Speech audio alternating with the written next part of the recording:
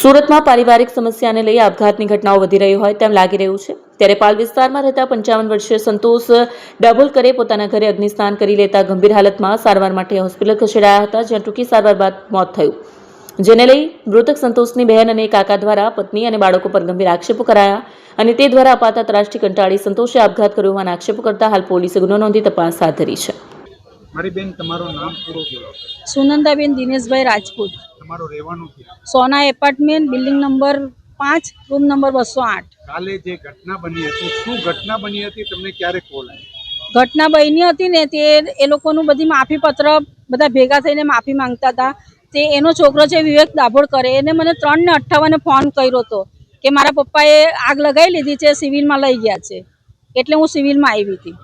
તમને જ્યારે સિવિલમાં તમે આવ્યા તો તમે શું જોયું? હું સિવિલમાં આવી ને તો એને છે ને તો બધા લોચા કાઢતા હતા અને નામ નહોતું લખાયું કે ભાઈ સંતોષ છે એમ।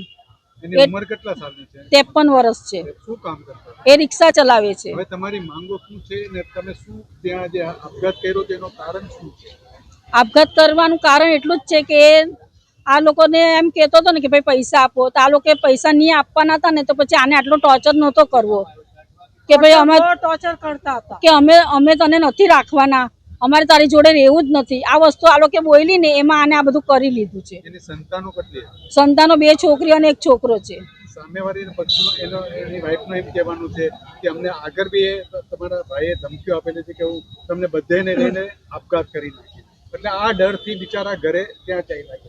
આ બધું છે ને ખોટું છે। મારો ભાઈ એવી કે ધમકી નહીં આપે, અને એવી ધમકી આપી હોત ને તો આજે 28 વર્ષથી એની જોડે રહ્યો નહીં હોતે જો એવો હોતે ને તો, કારણ કે એને કોઈ જાતનું વ્યસન નથી કે આ ધમકી આપે।